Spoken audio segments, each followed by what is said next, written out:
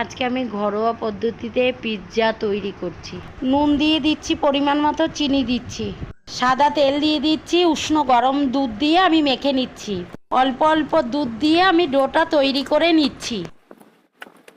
ডোটা তৈরি হয়ে গেছে, আমি সাদা তেল দিয়ে আধ ঘন্টার জন্য আমি ঢাকা দিয়ে রেখে দিচ্ছি। কড়াইতে আমি সাদা তেল দিয়ে দিচ্ছি, আদা রসুন পেঁয়াজ বাটাটা আমি দিয়ে দিচ্ছি।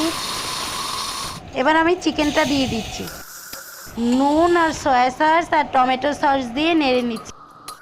পাতিলেবুর রস দিয়ে ঢাকা দিয়ে দেবো, ব্যাস হয়ে গেছে। এবার আমি গোল্লা করে বেলে নিচ্ছি।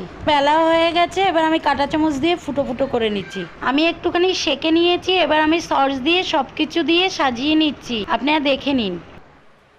এবার চিকেনটা দিয়ে উপর দিয়ে একটু চিজ ঘষে দিচ্ছি, চিলি ফ্লেক্স আর বাটার দিয়ে ঢাকা দিয়ে দেবো।